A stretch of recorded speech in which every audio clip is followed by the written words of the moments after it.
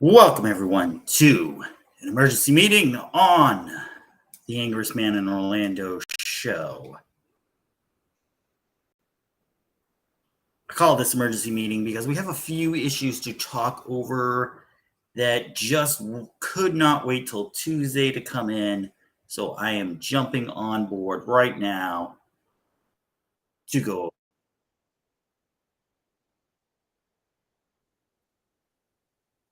So we're going to give a few minutes just in case people want to join in live, and then we'll get into this. So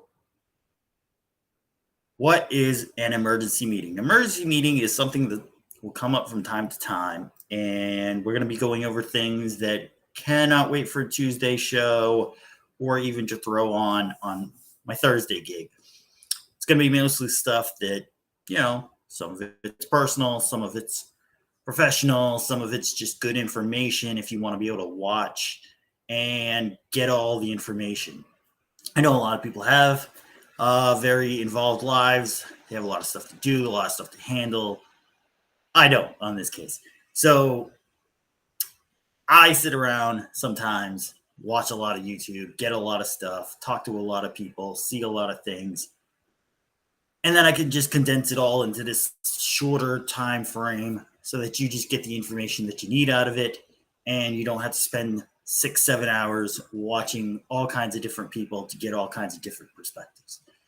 It's basically, if I went to college, learned all the education, and then were able to teach you in a 1 hour time frame how to do a specific job.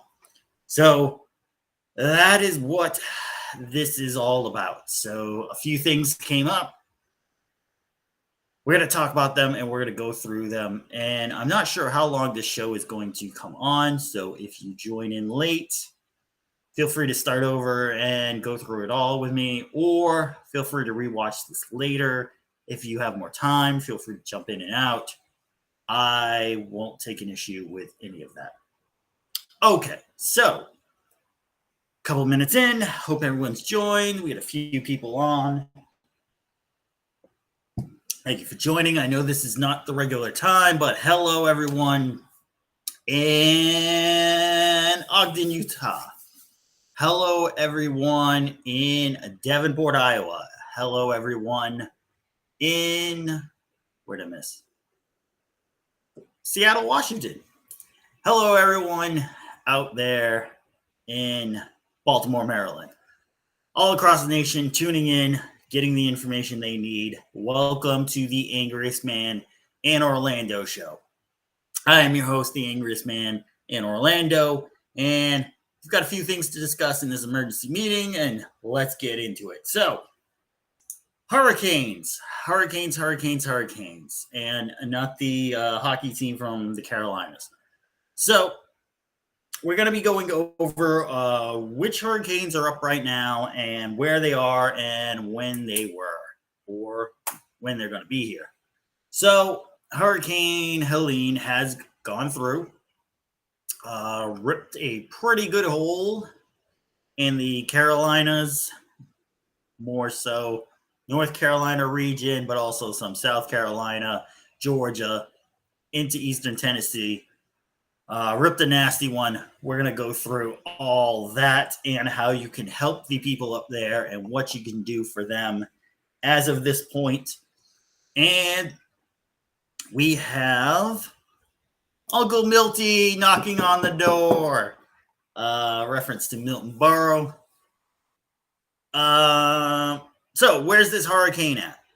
It's building in the Gulf of Mexico right now off the shore of Mexico, and is already at Category 1 strength. Now, it's supposed to hit some hot water going through the Gulf of Mexico and is looking to shoot right across the state of Florida. Now, the timing of how quickly it's going to build and where it's going to hit in Florida is going to be decided over the next 48 hours. This thing is looking to really ramp up to a Category 4, and then as it's coming in at a Category 3 or so. The approximate I'm saying approximate because nobody's really certain on this thing. This is apparently a very rare hurricane that happens. Only 2 of these have started where they were from and gone this same direction in about 100 and what do you say, 40 years or so, 150 years, we'll say, to be on the safe side. So it's going to be tricky, but I think they're pretty close to where they think it can be. So as this thing ramps up over Monday and Tuesday, if you're in the southeast region, and I would say all of Florida, maybe even southeastern Georgia, get ready to go through it again. Get prepared, get your supplies, get what you need now. Get a lot of dry food. If you want to make sandwiches, peanut butter and jelly, fluff. Get a couple loaves of bread. Get some paper towels, paper plates, toilet paper. Don't need to go crazy. I know they're saying multiple days of this and this. I think by the weekend you should be able to get back to some stuff. Now, if you're out in the middle of nowhere, maybe you should double up on some stuff. But if you're near major towns and major cities, I want to say, based on where everything is set up right now, by the end of the next weekend, you should be able to get back to getting stuff. So don't go crazy. Don't buy every last roll of toilet paper in the store. All right, I already saw some of this going on today when I went out to pick up a few things. There's no need to panic. There's no need to get crazy. It's a hurricane. We've had these come through here before. This is not pandemonium. This is not World War III coming through here. Okay, it's a hurricane. So you just get prepared. You get what you need. You get ready. If you want to take off now, hell, go for it. I can tell you right now, the northern Georgia to southern Ohio area is booked solid for hotels. So please do not try to go to that area. If you want to go up to Jersey, if you want to go up to Virginia, if you want to take a week and go out to Texas, Colorado, go for it. Board up your home, take the week, go out somewhere, come back, assess what happened from then. Easiest way to do that. I know not everybody can. So for those who can't, stay hunkered down, be prepared, be observant of that way you're up to date. Don't use a weather report that is 2 days old. It may not be correct. You may get more rain. You may get less rain. You may get higher wind. You may get lower wind. So use up-to-date reports. Do not just assume the worst is the worst or you're going to miss it totally. Get up-to-date reports. This storm could change Monday night. Monday night, the cold front that is supposed to come down may alter it slightly, where South Florida may get hit harder. It may not alter it, in which case Central Florida is going to get hit hard. So the devastation of Helene is still out there. We're going to have some devastation with this one. Milton, where does it track? Again, looks like it's going to hit Wednesday morning. Will be actually Tuesday night while you're sleeping. You'll actually probably start to feel the effects. So if you work overnight, do be careful out there. The winds will be picking up. Rain bands will be coming in. And you're going to want to be cautious. I'm assuming they will probably cut some shifts that Tuesday night. May not bring everybody in to work on stuff. So do check with who you work with on that matter. Wednesday morning, you're definitely going to see it. It's going to be rolling in the eye. Again, depending on where it tracks, the eye could be over Tampa Bay, could be even a little higher or a little lower. So it could be down more towards Sarasota, could be as high as Tarpon Springs, maybe even directionally speaking, the Ocala type area. So they got to knock that out Monday night and see where that's going to hit. But they're saying about Wednesday morning, it will be tracking across the state of Florida. So I'm going to go with the Euro model and say it hits Tampa Bay. Okay. They've already canceled one of the games for the Tampa Bay Lightning. Most of the other sports are not playing right now. So local stuff will be canceled Tuesday, Wednesday, Thursday, maybe even into Friday. Some universities have already started canceling classes. I believe some school systems will probably start canceling Tuesday just to get everybody prepared. So the models show the eye of the storm over Tampa Bay, 8 o'clock morning of Wednesday. It will go at a pretty good pace, is what I'm thinking. Over the state of Florida, should be out by fully out, probably 8 o'clock Thursday morning, maybe into the mid-morning on Thursday, maybe 10, 11.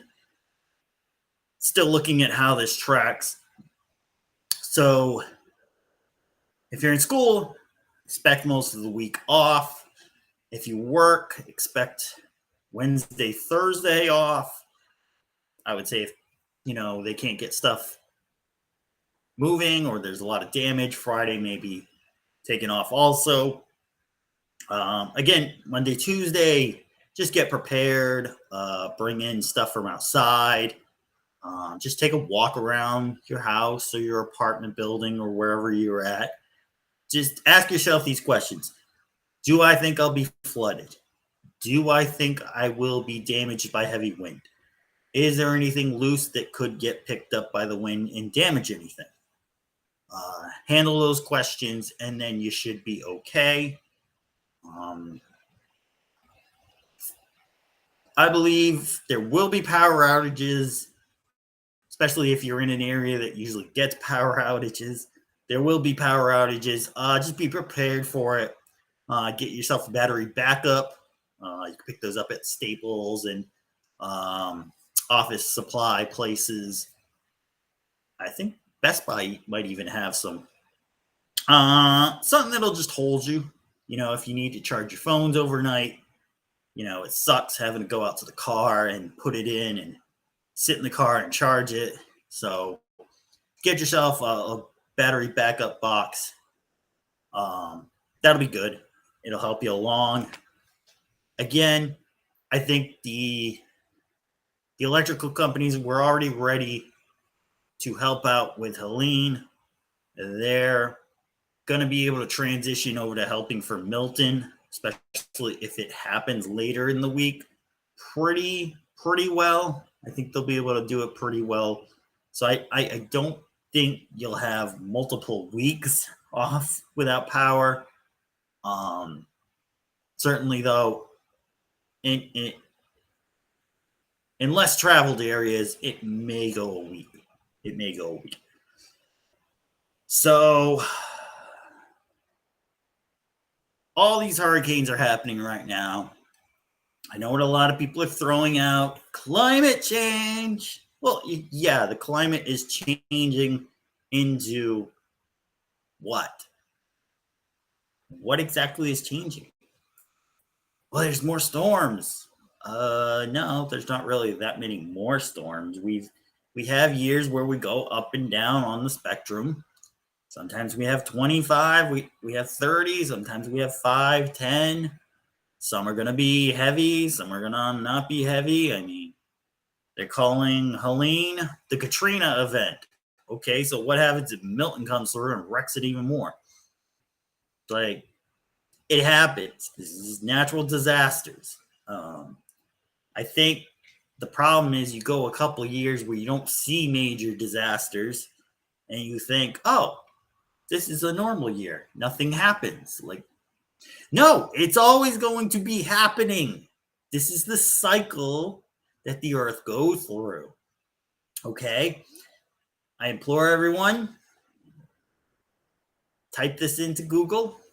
Go check out the Living with the Land at Epcot. Don't actually go there. I don't want you giving your money to Disney or anything. But type it in on Google, on YouTube. Watch a video of people that go through it. This is a cycle of how the earth regrows. Okay? There's destruction to take out the dead, to take out things that shouldn't be there, things that are not growing right.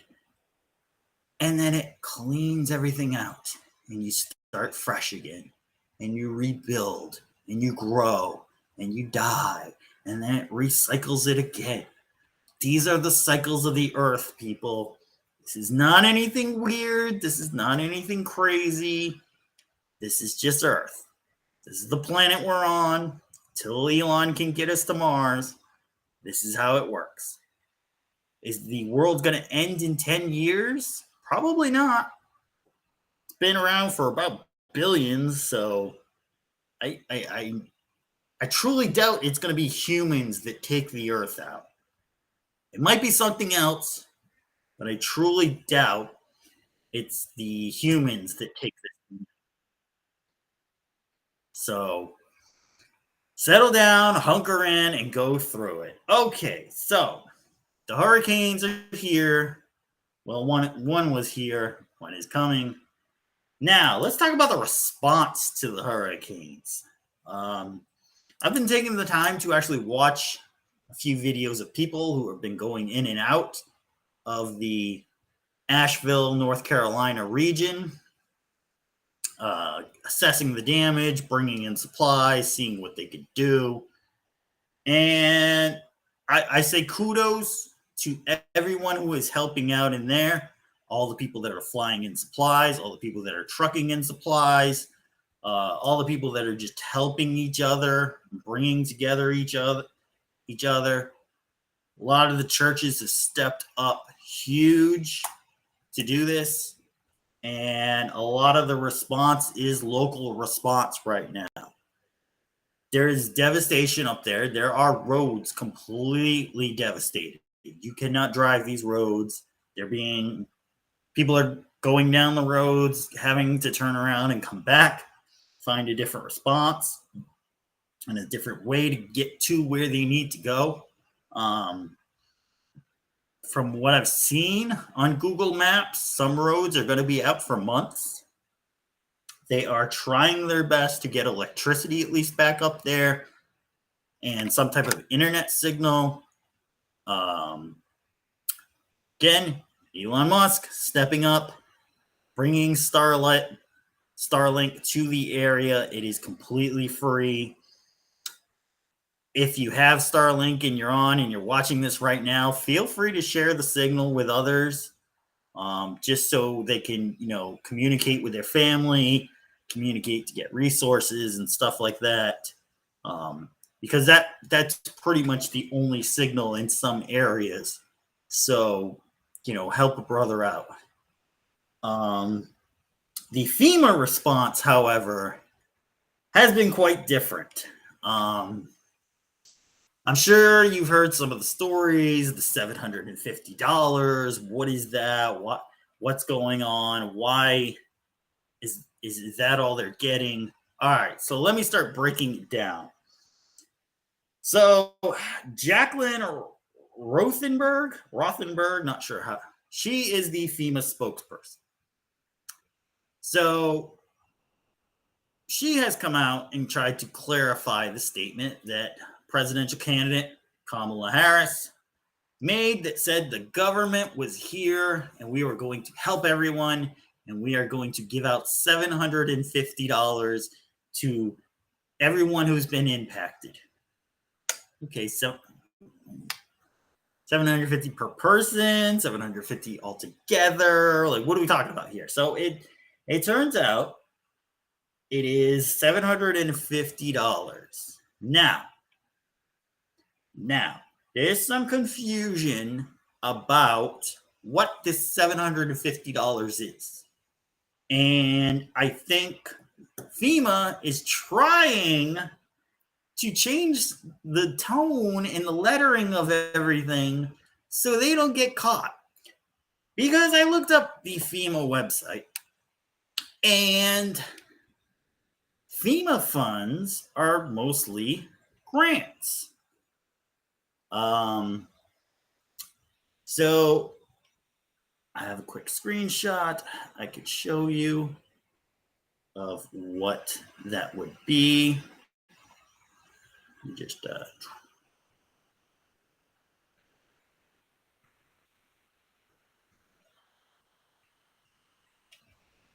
let me just bring that up. Oh, wrong button. Wrong button. That would be why. Okay, there we go.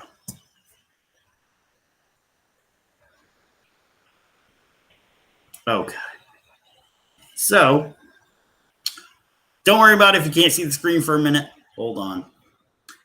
So, normally what FEMA will do will give you we're going to say it's called a FEMA grant, which will give you the money to rebuild, to get resources, and all that good stuff. And normally, what will happen is, if I can bring that up a little better, there we go, is FEMA will give you this grant, and as I'm about to read, you will basically pay it back for anything that insurance covers. So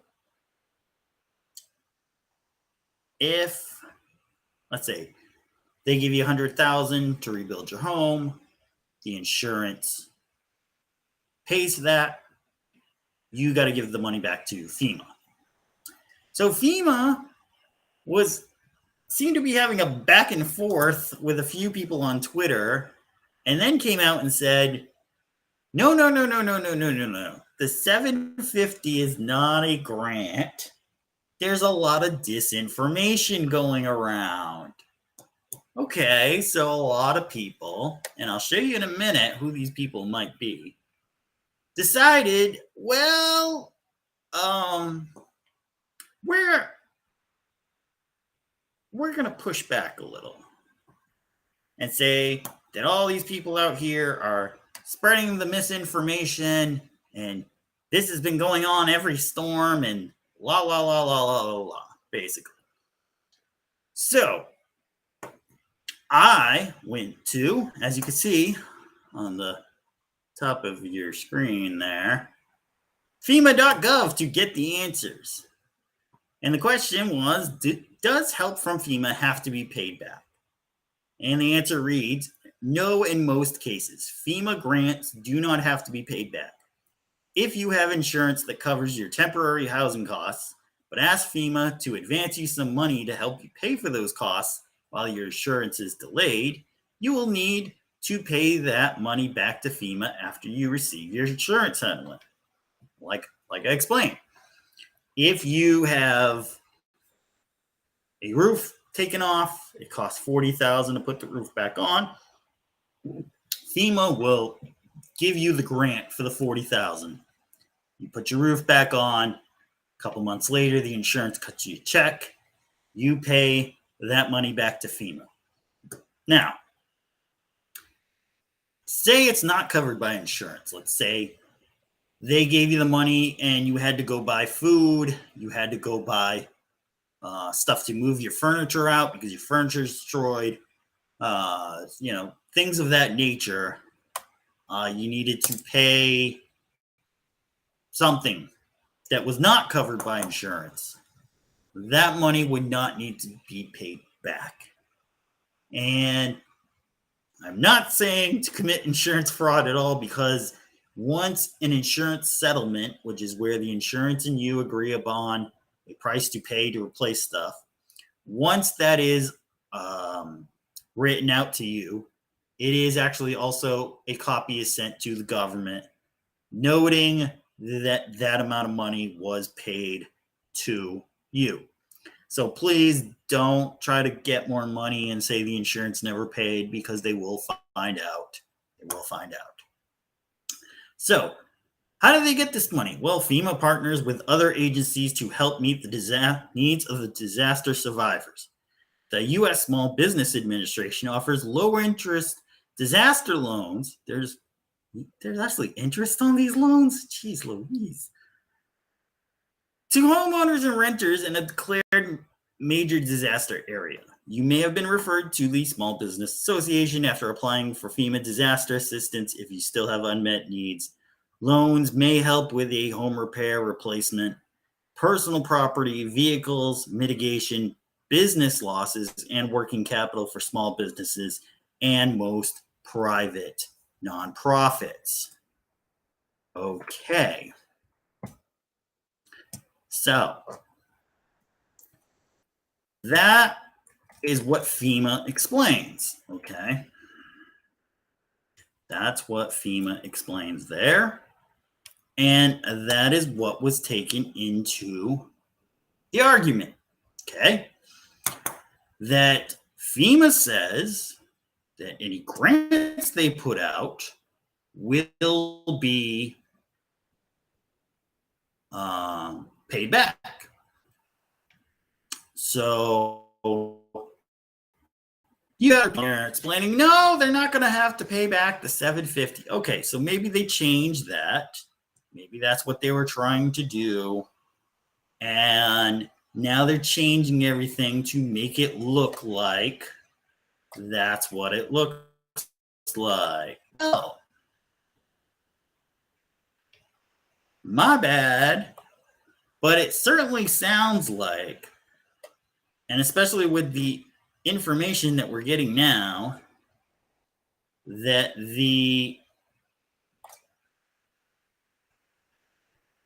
excuse me just a minute, that the FEMA accounts are running out of money and they will not have any money to go through this hurricane season. And now you have a new hurricane coming. You have Hurricane Milton coming, and are they going to be ready for what's to come? My guess is no. So yes, it certainly does seem like that the government is trying to float the money now and then have you sign paperwork, because you are having to fill out paperwork to get any of this money. It seems like they pull the rug on some of these people and state that, oh, well, wait a minute, this was considered a grant, and we are going to ask that you pay it back. So, yeah, it does seem a little strange, a little weird, a little strange that they're suddenly changing the explanations and claiming misinformation or disinformation or whatever it is that they're claiming.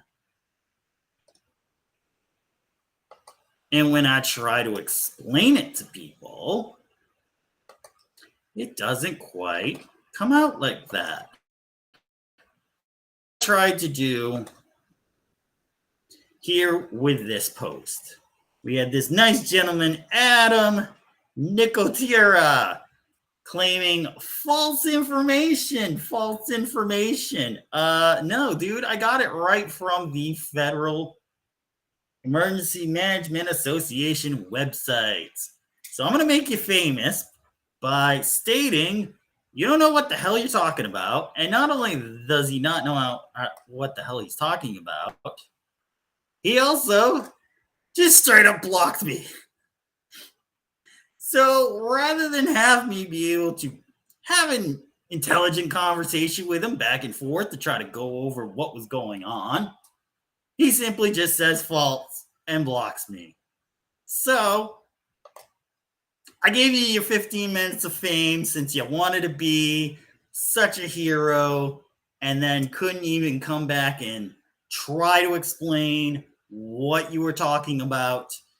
And this is how I basically win most battles, Mr.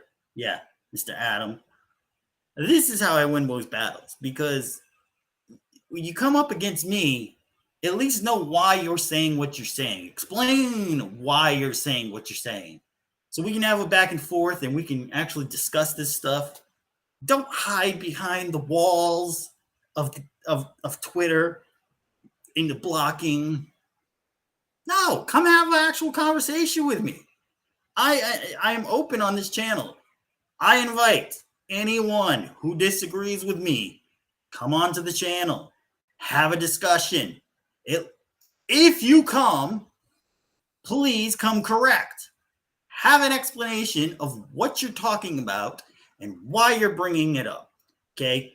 Otherwise, I'm going to destroy you with the facts. So if you bring your own facts, we can discuss. We can have an intelligent conversation. I've done this several times before with other people.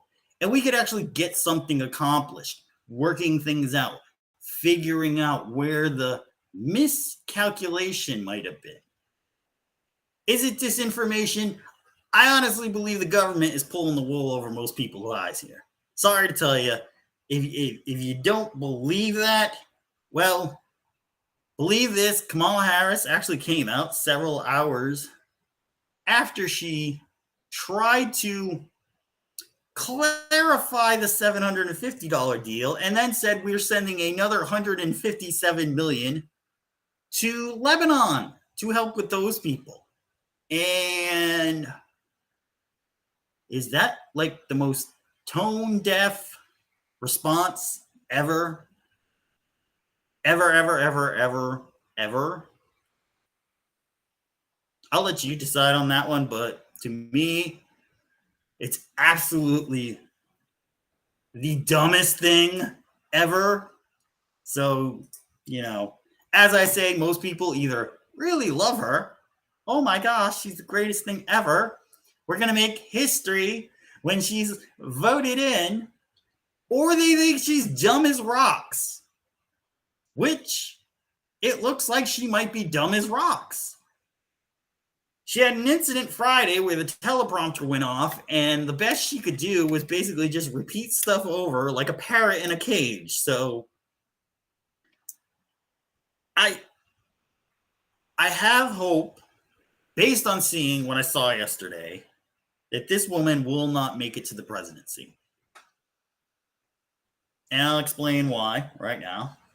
We've got some time. Number one, guess who's back?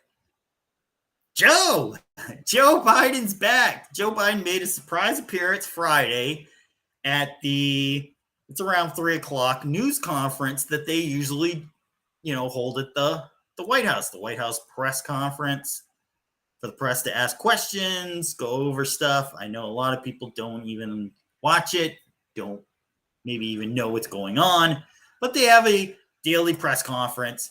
And Joe made a surprise appearance. And it's not that Joe made the appearance there. That's the weird part. The weird part is this. The weird part is when he came on, the news channels clicked over to that and started filming that, which happened to be 2 minutes into Kamala Harris's speech at one of her campaign events Friday. So you had cameras on at the campaign event.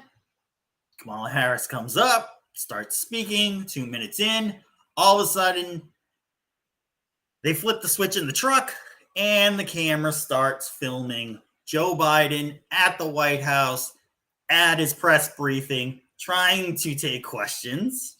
Now, everybody was yelling, so I don't know if he got any questions and answers, but he stood up there. They tried to do a couple softball ones, I'm sure.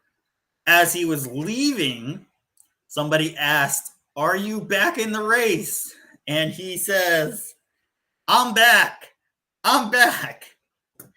So, do we have a new candidate in the presidential race in October? I don't know. I don't know. But Joe said he's back in the race. So he may be trying to take Kamala out. Kamala, whatever her name is. He may be trying to take her out. And this is just hilarious to watch. But there was also a very big, lots of big crowds at a rally in Butler, Pennsylvania, the place of the first attempted assassination of a presidential candidate this season. Yes, Donald Trump returned to Butler, Pennsylvania, and he came with quite a few people in tow. He brought his family, of course. They were there. He brought in his new VP candidate, JD Vance. So we got to hear how JD would do a speech, and I gotta say he did it pretty well. I'm surprised. I'm taking a liking to him. He's doing okay. He's doing good. So we'll just just keep him at arm's length. Seems like a good guy. Seems like he knows what he's doing. But I don't think that was who everybody was there to see. Everybody was there to see Donald come back to the place where he got shot, deliver another great speech. Huge. It was magnificent. One of the greatest speeches ever. Best speech. Nobody can top these speeches. He's a young man. He's a young, vibrant man. And there was a guest that I have talked about even quite a bit in this own show, in my show tonight. And that was Elon Musk. Elon Musk showed up at the Butler, Pennsylvania rally, and he brought it. He had the Make America Great Again hat. He was there in all his glory, got front row seats, was able to talk, wore a great shirt, said Occupy Mars.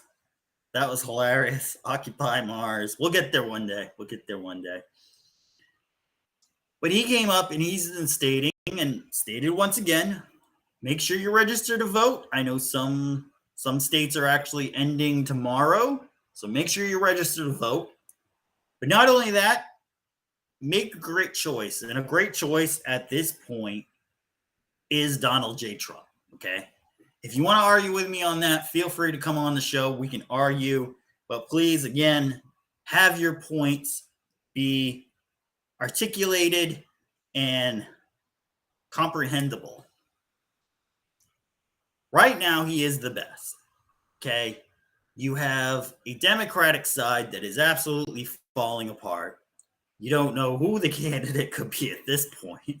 Joe may be coming back. Joe may think he's back in the race. But Harris has yet to really put out a plan other than just handing out more money, which is going to raise inflation if it isn't already raising through the Federal Reserve in their craziness they're trying to go through right now. So they don't have a plan that works. If you tell me we are going to do A, B, C, and D, A's going to do this, B's going to do this, C's going to do this, D's going to do this, and it actually makes sense to an economics person, then okay, let's go. Let's debate again, and let's talk about that plan. But when you don't have a plan that actually makes sense, other than just handing out free money to everyone, which, again, the $25,000 for the real estate, people are just going to raise the prices $25,000, and the people who can get it, they'll buy the places, and the others who can't, well, guess what? You're screwed. This not having enough money for hurricane season. I mean, we have a hurricane season every year. I don't know how the hell you guys are running out of money. It is allegedly, the money was used to house immigrants, hand out gift cards, phone cards, cell phones in some instances, food vouchers, and all that stuff. So, again, when you look like you're running it like shit, you don't have a plan that goes anywhere, no one's taking you serious. And the polls are saying I'm seeing he's up by 5 points in Arizona. Georgia looks close. Pennsylvania looks like 2 or 3 points. What's the other one? Virginia, I believe he's up 3 points. I think he could hit a 6-point swing and really get over the hump where, as one of the Trump kids said, we've got to win this thing enough that even if they try to mess with the votes at the end, it's going to be too much of a swing to make it look legit. So I think he's cruising right now. We're just about 30 days away. You just keep the momentum going. Keep going to the rallies. Keep drumming the beat at this point. I don't see another debate possible unless you throw it on YouTube, throw it on X, throw it on Facebook to where you can hit enough people that it's going to matter. As much as, ABC, CBS, NBC thinks, they're not the top leader anymore. A lot of people tune in to YouTube to get news. Facebook, they talk to their friends what was going on. They check on X to see what's happening over there and stuff. So a lot of, especially the younger demographic, they're not getting their news from the typical news places. So if you want to do this, you got to do this on something big. So I don't think it's going to happen. I think we cruise. We've got 1 month to go. I think without a major distraction, which the port strike got figured out, the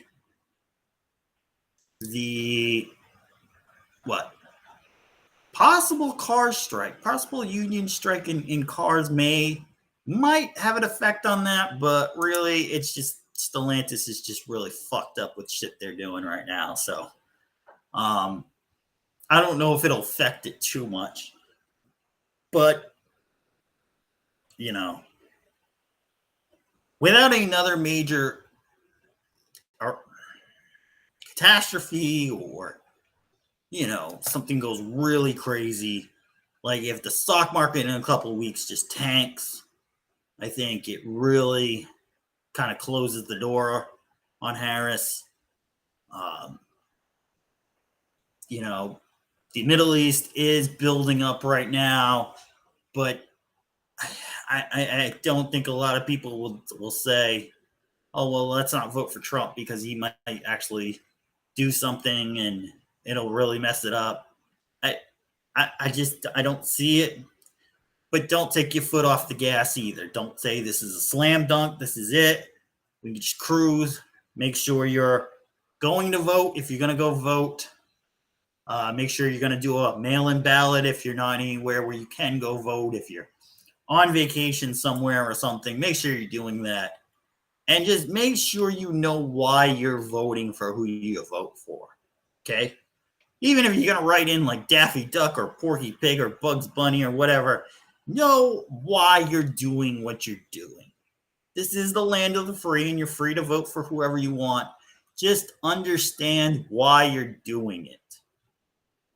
And understand that this person is going to guide your life for the next 4 years. And I say that because if you have children and there's a war, they could be brought into the military and sent over and killed. If there's, a terrible economic collapse, well, everyone's going to feel that. So certainly check out everyone. Make sure you know why you are voting the way you're voting. So we're going to go through a few more things. We're going to keep it rolling. This may go to 10 o'clock tonight. I don't know. Again, if you want to jump out, feel free to jump out, jump back in. It's fine. Excellent.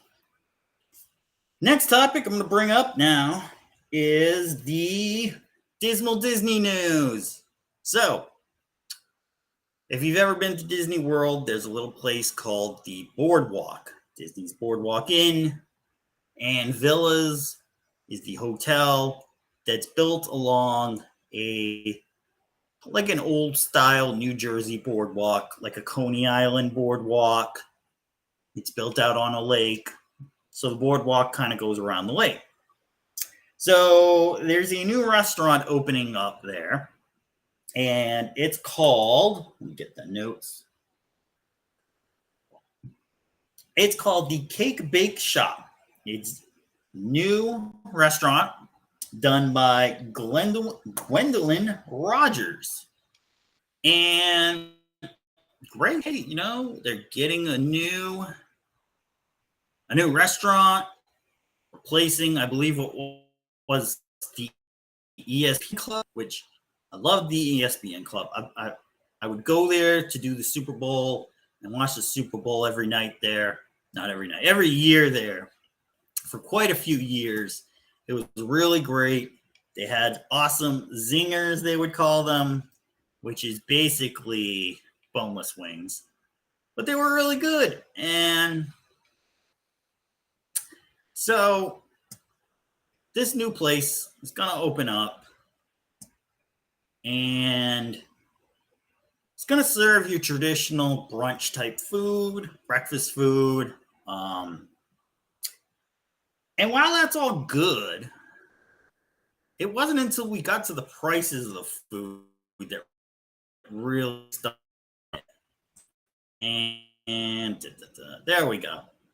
So Walt Disney World News today is reporting that the restaurant will have a $23 egg sandwich, $26 cake slices, and a $32 hamburger revealed on Cake Bake Shop menu at Walt Disney World. To which I reported and stated, Attorney General Moody of Florida extends the price gouging headline after state of emergency for Milton.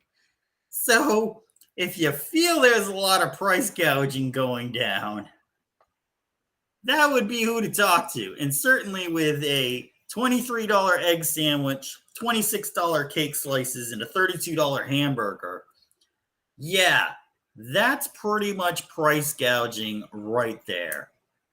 I don't know. From what I've heard, even a soda there is $8. I don't know if this is included in the Disney dining program or not.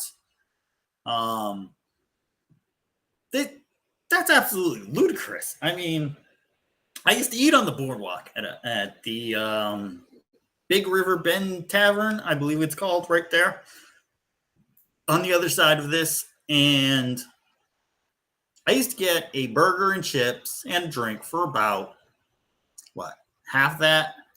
Was about $16 or so. Lovely meal. It was a certain type of meat. I'm trying to remember. Hold on.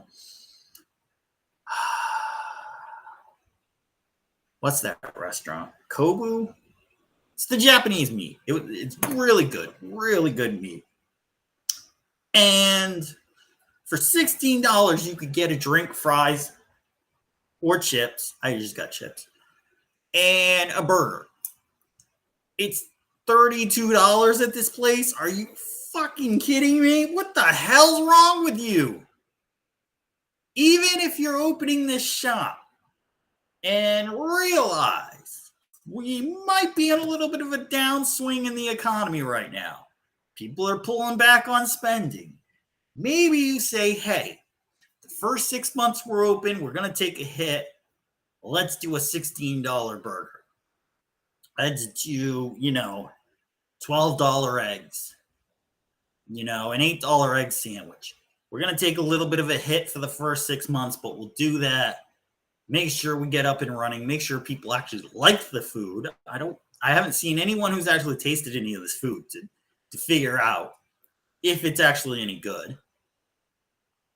But you roll out with that for your first 6 months. You see how you do, and then you say, okay, we're gonna bump the prices up a little bit, and we're going from there. But to come out and have a $32 hamburger, a $23 egg sandwich, and God, a $26 cake slice. It's a freaking cake slice. It costs you $26 to make the whole cake. What are you kidding me? Are you kidding me? Again, dismal Disney. They do not understand what's going on right now. They have no clue. They have no creativity, no imagination. They have no idea how to solve any of the problems that they're having right now. Because at least Disney, you go to them and you say, hey, listen, we'll subsidize your restaurant for a couple months so that we can get people in who want to try it. This price thing is going to be a sting to a lot of people. So we'll help you out, because I do not believe that this is not owned by Disney, but is run on Disney property. But as Disney, you come to them and say, hey, we'll help you out the first 6 months. Cut the prices in half. Let's get people to try the food, like the food, and then they'll want to come back even if the prices are higher. This is absolutely, ludicrous. Ludicrous. And no, I don't see Ludacris here in the room, even though I called him. Ludicrous. Like, God, just mind-boggling how these idiots think that this is going to bring people in. Because you can actually go park at the boardwalk and go walk around. And sometimes I would do that. Sometimes I would get a pizza slice or a muffin or an ice cream or something. But do you think I'm actually going to stop for a $26 cake slice? No. Hell no. Not that I even go there anymore, but if I were to go there, no, I would not be stopping in for a $26 cake slice. This is unbelievable that they think that this is going to slide.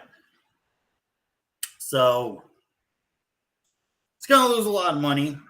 I give it maybe a year, 2 years tops. It'll be shut down. We'll be moving on. And no one's ever going to hear of this place again. I don't know who this Miss Rogers, Gwendolyn Rogers is. But damn, girl, get a freaking grip and read the damn room. Read the damn room. Nobody's buying it at that price. I don't care if you gave it a kiss and wrapped it in honey. It ain't selling, sweetie. It's not. I give it again. A year, 2 years tops, there'll be a new restaurant coming up. The walls will be up that they put up, the construction walls, and we'll be moving on from this whole disaster. So, not very good. Not very good. Another thing losing money big this weekend, well, it's the movie of the year is what they said it was going to be. A bright and beautiful musical that would bring you back to the movies. What am I talking about? I'm talking about Joker 2, Folie à Deux, I believe is how you pronounce it. It's the sequel to 2019's Joker movie, which basically has a mentally incapacitated in some instances, but a mentally disturbed individual named Arthur Fleck, who in the first movie slowly loses his ability to handle everything that's going on around him and slowly morphs into the character of the Joker from the Batman comic books. And the first movie, I'll say it was an interesting watch. It was good. It was good in its own sense. If it was just that single movie, which should have been, if it was just that single movie, it's an interesting watch to try to understand. I believe they kind of place it in the 1970s, late 70s, early 80s New York City, which is supposed to be Gotham. But again, I'm going to preface this by saying if you take out the Joker tones of this movie and the 2019 movie that I'm talking about, it still holds up as a pretty interesting movie. If not, it makes it better. It explains not only the mental state of Arthur, but the state of the city at the time. They really go with the, what was going on in the city, what was building up in the city, how things affect other things, and where economic status is, where the mental health state of the state is working, and how it works, and what's happening. And I think it was actually a really good movie if you take out the Joker overtone.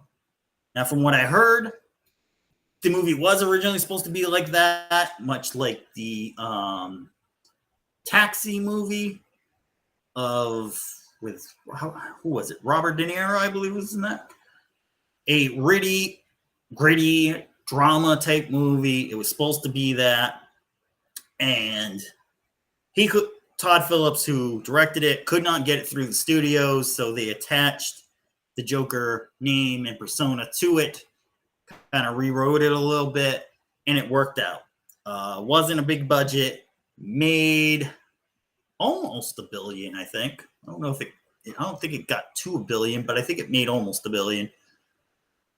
And so the studio comes back to him, Phillips, and pushes to do a sequel. We need a sequel. We need something. This movie was huge. The people love it. The people want it. And it's been 5 years, and I think this is part of the reason. It was 5 years. I think they got a lot of money thrown at it. They thought it was going to do $1 billion. So early reviews are out. It's not that great. I'm going to spoil it for you. So if you plan on going to see it, please tune out right now. Don't worry. I don't care about the views right now. Just tune out right now. From what I hear, it's more of a jailhouse drama. And at the end, he actually does die. So there won't be a part 3 to this. But I think Phillips writes this because there was just so much clamor going for the movie. They wanted something, so he says, here, I'm going to do it like this. And much in the style of New York, New York, which was another movie from the 70s that didn't do so well. This is not going to do very well either. Again, they're trying to mash a lot of stuff into the movie. You have Harley Quinn in it. You have, I believe somebody said Harvey Dent is in it. But there's no formula to it. They said they were trying to make it into a musical. The music stuff doesn't really work in there. And I'm going to wait till it actually comes out on some type of demand service where I can just order it and watch it. I don't think it's worth going into it. Yes, some of the scenes have dropped out on Facebook and Instagram and stuff. So if you want to watch some of it, you can watch it through there. I don't think the movie needed to be made. I think Phillips got thrown a lot of money and just said, here, I'm going to do what I can do with it. And the rest of it, I'm just going to take the money and run. I think that's what he did. I mean, you kill the character off at the end. You don't need to keep going with it. You didn't want to do this one. So you say, hey, I'm going to do it like this. I'm going to take the money. I'm going to run. That's it. I'm over. I'm done. So hopefully everyone's tuning back in.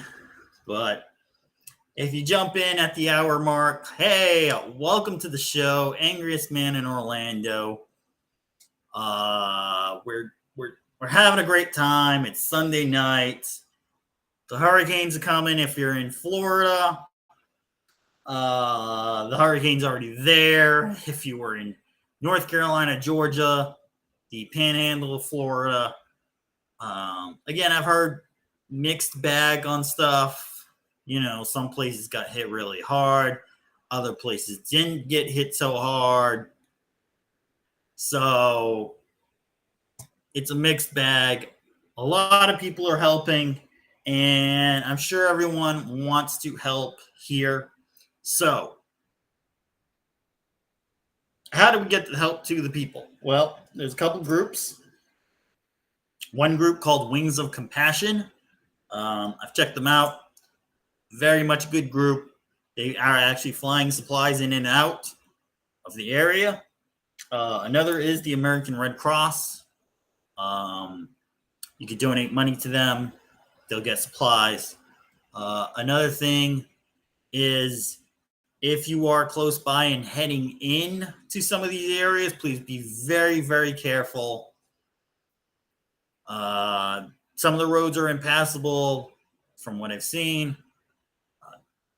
Don't try to go crazy. A tip was given that, you know, if you don't know where to bring stuff, you want to bring stuff in, stop at a church or a firehouse. Obviously, if you're at the firehouse, make sure you're not interrupting anything that they are doing, but simply ask them, you know, where can I donate stuff? If I'm bringing in baby clothes, baby diapers, baby food, water, non-perishable food, where can I donate this stuff so that it gets to the people? So those are some good tips if you want to do that. There are some individual GoFundMe's. Just make sure you know who these people are before you're donating. Check them out. Make sure they are legit. I mean, they should have some, maybe like a Facebook link or an Instagram link or something, or Twitter X link that you can check them out and see who they might be and, you know, donate for them. Obviously, if you're in Florida, I'm not expecting you to donate at all right now. Please get prepared for Hurricane Milton coming through. It's supposed to be here around Wednesday morning.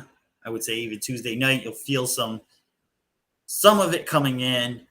And by Wednesday into Thursday, maybe even into Friday, depending on where you are, you'll feel the effects of this storm. So be prepared for it. And do I have anything else for tonight?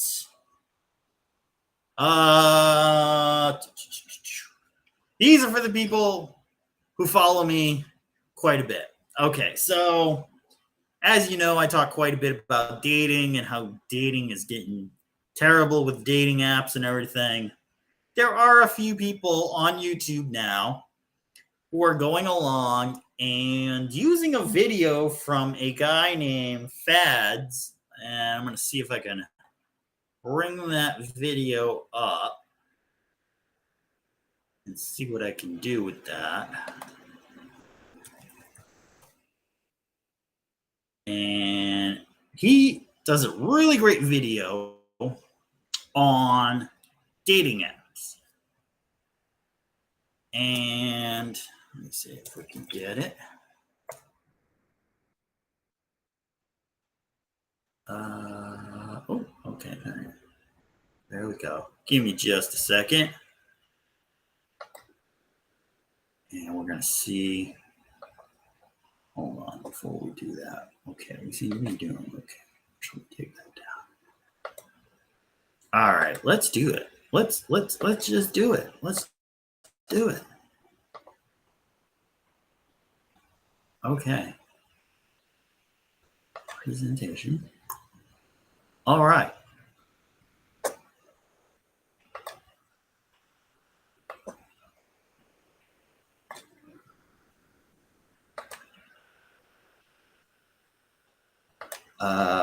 Just give me a second here. There we go. I just want to make sure we're still on. So,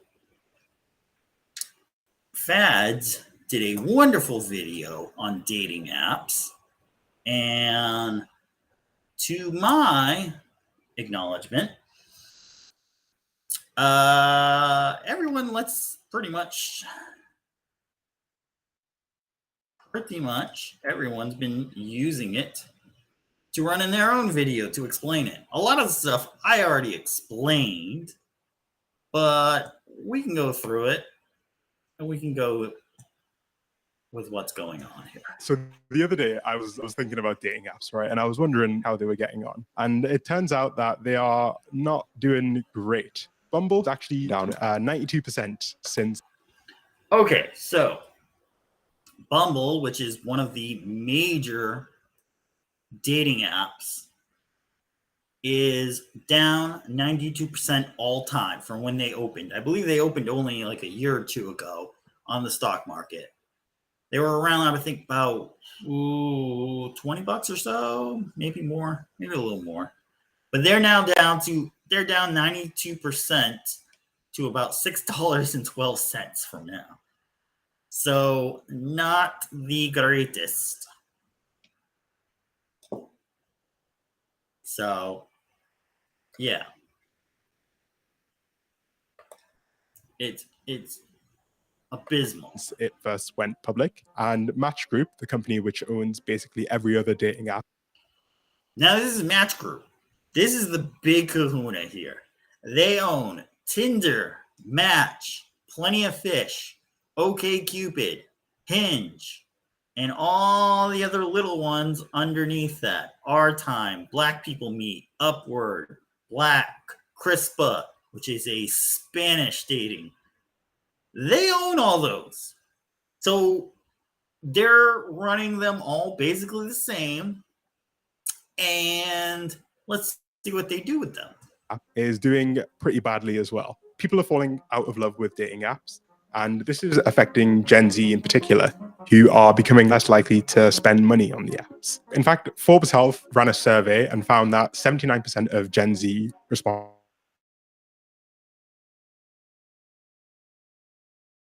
You might have even seen that the companies have resorted to some interesting marketing techniques. For example, Bumble got in trouble for some ads that they ran trying to convince women to no longer be celibate, I guess.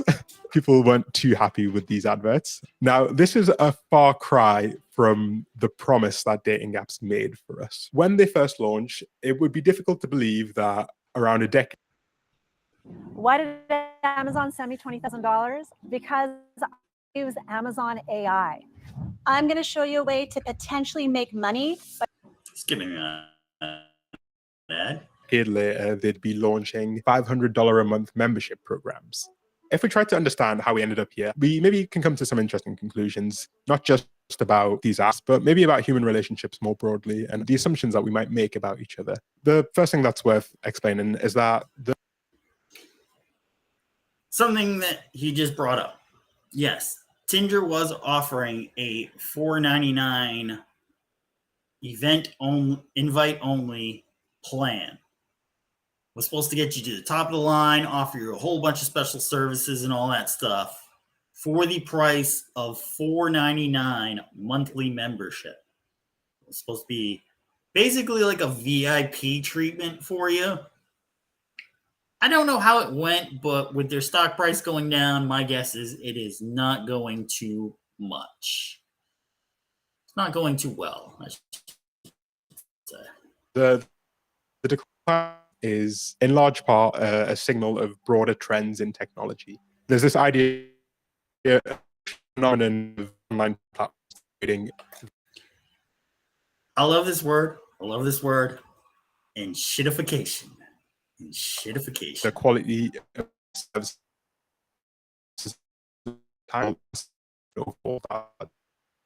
really broad across technology. It is best characterized through Airbnb, starting initially as a promised land where you could rent out a spare room at the fraction of the cost of a hotel, but ending up in a situation where people are paying $200 cleaning fees and have curfews and service fees for a rental. The most egregious example of enshittification is BMW, who in 2022 launched a subscription to just unlock the heated seats that were already in the car. Dating apps are not immune to this problem, as fundamentally they are So enshittification is basically a site starts up, tries to fix a problem, tries to bring something better to the situation. As he states with Airbnb, they were trying to have you pay less than hotel prices, and basically you're using the same amount of space at someone's house. Now, it was going well until all these added fees came on, and it turned out you were basically paying the price of a home than more of a hotel room. And things really got screwed up from there. That's basically what, they're basically trying to monetize it more than actually delivering the service. And Technology shitification. companies. The most obvious manifestation of this enshittification is the idea that subscriptions are king. I don't know if you know this, but Tinder actually has 3 separate subscription options on top of the $500 a month subscription plan. These look more like insurance plans than dating apps.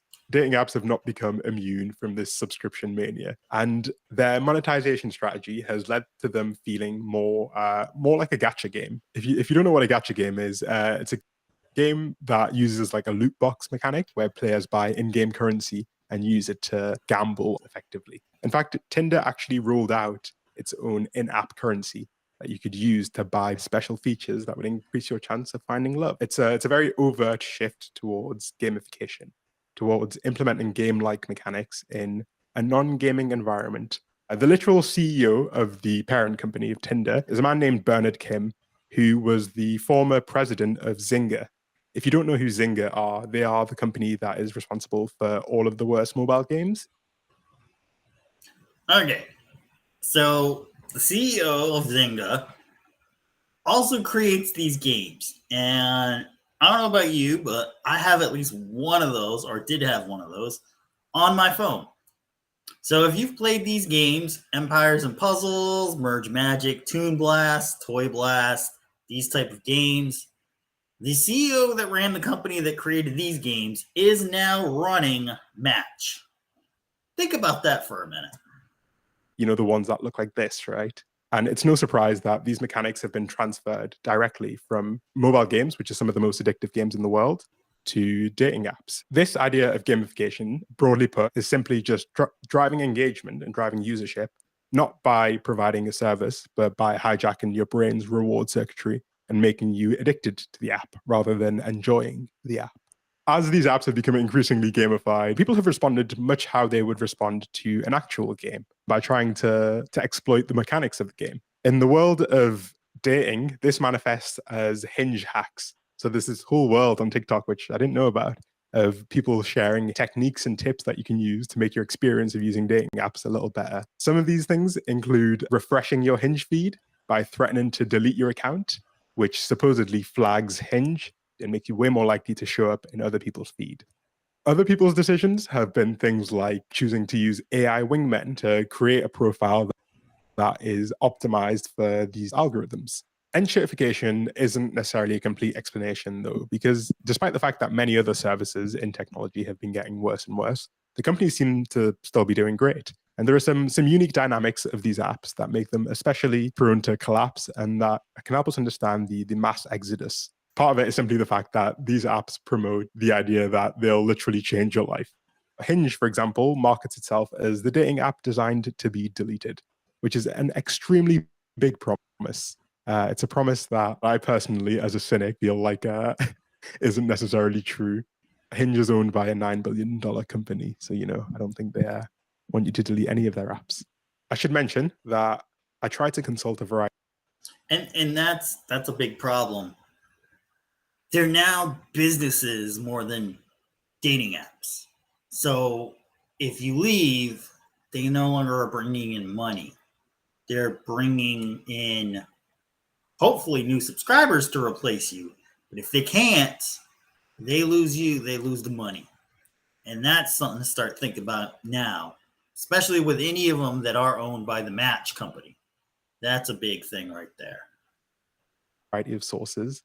And sometimes that leads you, especially with dating, down some uncomfortable rabbit holes. And so I want to maybe address a few preconceptions that people can often have after having had a bad experience with dating apps. They're not an enjoyable experience for anyone, regardless of gender identity. Around 80% of women report feeling some level of burnout, and around 74% of males report feeling some kind of burnout as well. The unenjoyable experience is pretty evenly split across the aisle. We have some very different problems that occur, but no set of problems is one more significant than the other.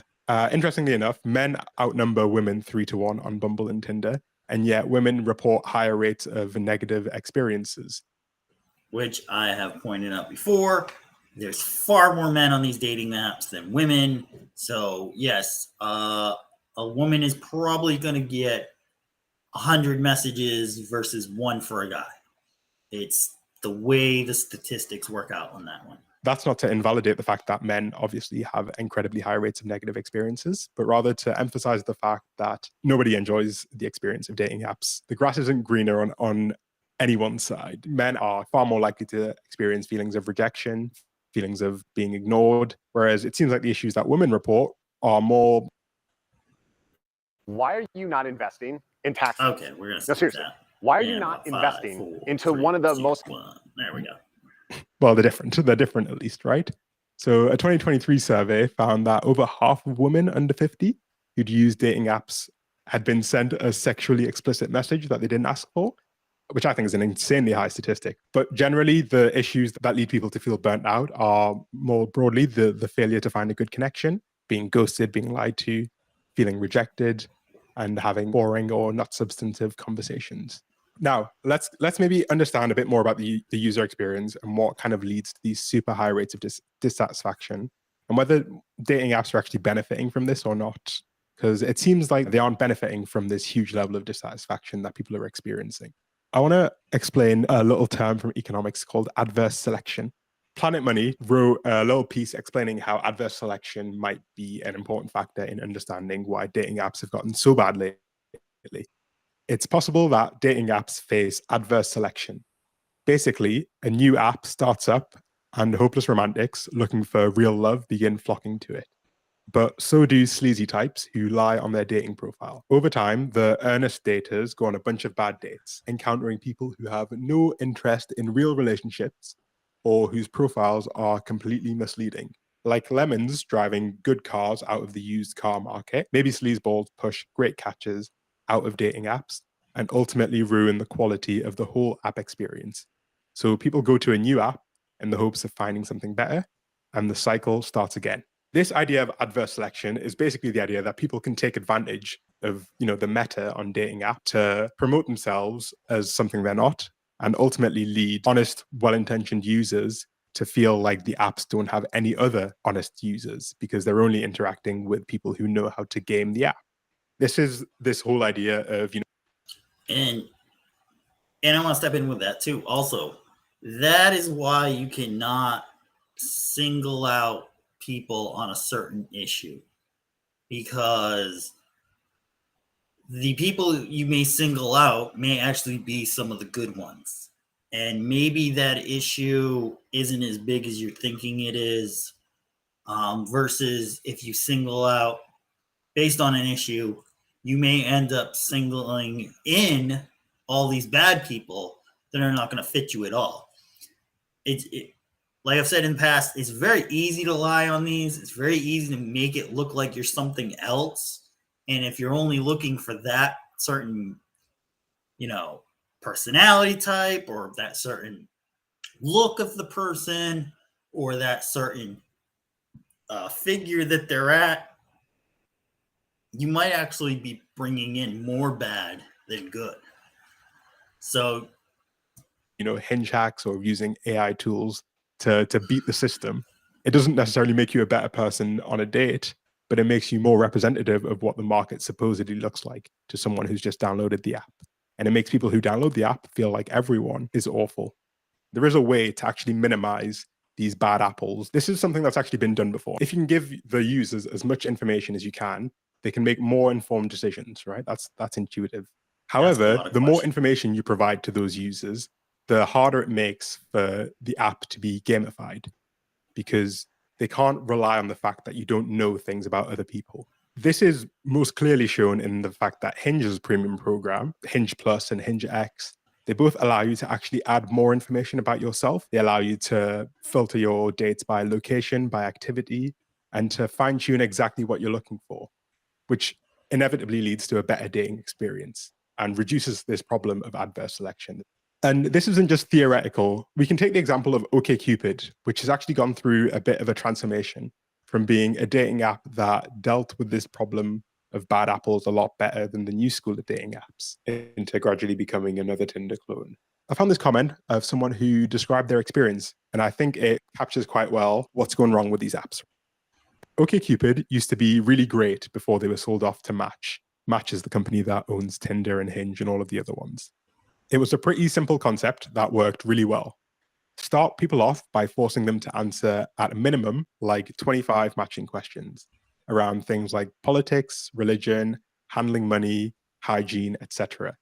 Core factors that people would consider when dating, essentially. But the kicker was that you also got to specify how you would like your potential match to respond to the same question. And you got to weight that response based on how much you cared about that particular question. After about 25 questions, you could always get a large enough sample size to match people, but it worked best at matching people that had answered over 100 questions each. It was like magic. Anyone with over an 80% match on that site always ended up being a surefire, amazing conversation. What this person is describing, without necessarily realizing, is this idea of adverse selection, right? The idea that just by having more and more information about who your potential matches are in terms of their interests, their likes, their personality, you can basically make dating apps be fantastic. However, the issue with that is that they can become a bit too good, right? And you end up in the situation where every person you match with is actually a pretty good person, and you're therefore extremely likely to quit the app. The ideal situation for these apps is this weird middle ground where they want you to find someone you like,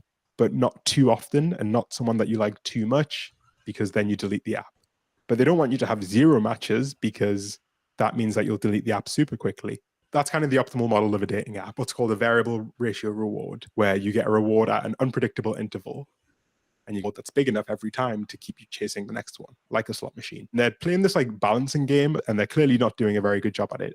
When it comes down to it, ultimately, people want what they've always wanted, which is meaningful connection with others. And I think the real danger here is that people have been generalizing their experiences on dating apps as broader generalizations of how, quote unquote, society is today. And I think that's a big problem, because I would hope that most of us understand that, say, social media isn't necessarily a one-to-one representation of how people behave in real life. If you took Twitter posts, for example, to be the representation of how everyone behaves in general, you'd be scared to go outside. If you took Instagram Reel comments, you'd think everyone was incredibly racist all of the time.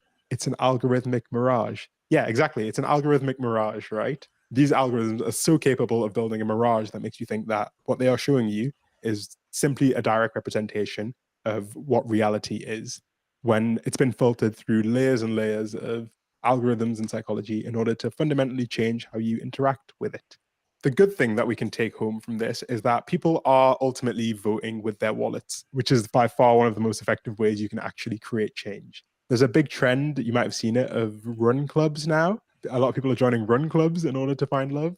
And this, to me, is ultimately a good thing. It means that people are actually choosing to create their own alternatives, which is exactly what we need right now. There's many, many angles you can approach this from, but ultimately, the biggest reason they're doing so badly is that they're not providing the service that they promised. The collapse of dating apps doesn't mean the collapse of romantic love. It means that it's actually going to spread a bit more towards the places where it needs to be, towards these organic spaces. But then again, I'm also incredibly single. So, take my words with a grain of salt.